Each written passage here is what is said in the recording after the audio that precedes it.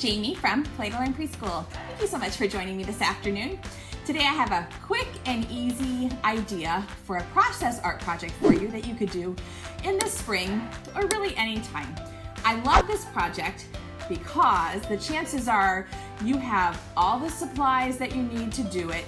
It's really interesting and creative for the students, and like a lot of our favorite art projects, we can kind of transform it into something that's fridge-worthy for the parents. So I like to call this process art project the Wind and Rain project. The supplies, like I said, are so simple. You just need to give your students each a piece of white paper. Now, I like to use finger paint paper because it's fairly waterproof, but you could use any paper. Don't stress about the paper. If you only have construction paper or cardstock or even printer paper, don't worry, it will work. I like to use this finger paint paper. And so then each of our students gets a piece of finger paint paper, and we talk to them about what the weather is like in the spring. And our students, because we've been talking about spring all week, will often say things like, it rains a lot in the spring, or it's windy, or there's storms in the spring. I said, yes, we're gonna pretend like we're having spring weather on our art project. We've also been working a lot with our pincher grasp, using the turkey basters, using little eyedroppers, and in this project we're using medicine droppers. If you have eyedroppers or medicine droppers, they're perfect for this project. If you don't stress. You can just use a little spoon. It's really okay. This is a stress-free art project. So what we've done for the project is taken some liquid tempera paint, which is the kind of paint that we use at our art easel. It's washable, and I've watered it down about 1:1, half tempera paint and half water. I have two colors of blue, but you could use any color that you want, really. I got the eyedroppers at the pharmacy near the farm, like in the CVS near the pharmacy aisle. They sell them, they're like 99 cents. If you're friends with your pharmacist, you could also just ask for some, because a lot of times they give them out with infant, liquid medication. And if you say, I'm a teacher, could I have 4 eyedroppers or 4 medicine droppers? A lot of times they'll give them to you. Okay, so we just mixed, before the students got here, liquid tempera paint about half and half with water. And the students, as soon as they see the eyedroppers, they already know, because we've been doing a lot of eyedropping projects. But what they do on their paper is pretend like it's raining. And we can even sing, it's raining, it's pouring. And they just put a few drops of this very watered down paint on their paper. You do not need a lot of paint, and I tell my students, don't drown your picture, just a few drops of rain. It's just sprinkling, not a downpour, not a deluge. And so then their paper, like this, has some drops of paint on it. The next part of the project is to blow it around like there's a windstorm. And so I have a cup of drinking straws. These are just disposable drinking straws. You could use any old drinking straws, don't stress. And we tell the kids we're gonna blow on our wind, kind of like there's a storm in the summer. We're not gonna drink the paint. And of course you have to say that to preschoolers, right? Like, don't drink the paint, but we're gonna blow on it. And if you have a lot of, I only have 9 kids, so we just tell them take a straw and throw it away when you're done. If you have a lot of kids, maybe you wanna label them with their names so that they don't get mixed up. But it was a pretty simple project for us. So I didn't label them with their names, but they also threw them away when they were done. And so what they're gonna do is use their drinking straw to blow the rain all over their paper like this. We always cover our table with a clear shower curtain because I don't like to have to clean up all that mess. And we tell the students they can turn their paper around and blow it the other way. And just really make some cool designs on their paper, just like there's a wind or rainstorm in the spring. So then that's the process. Drip, blow, drip, blow. They, of course, a couple of them are kind of, leaning it to make the paint go all over, and they just look really cool.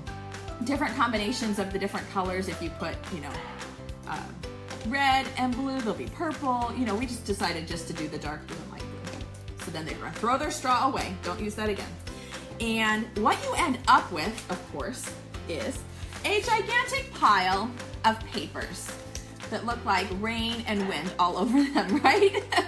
And you could just send these home because that's the process. But sometimes, a few times a month, we like to change their process art into something that the parents would be proud to hang on the refrigerators. Not that they wouldn't be proud to hang this, but when you get a certain number of art projects that look kind of like this, it gets a little bit redundant. And so the way we like to transform this into a fridge-worthy art project is to change it into a drop of rain. And the way that I like to do that is to take some dark blue construction paper, but you could use purple or white or whatever color you want. And I am going to create a raindrop out of this. Now there's like, I don't know, maybe 6 pieces here because I don't like to cut things out individually. So do you know this trick?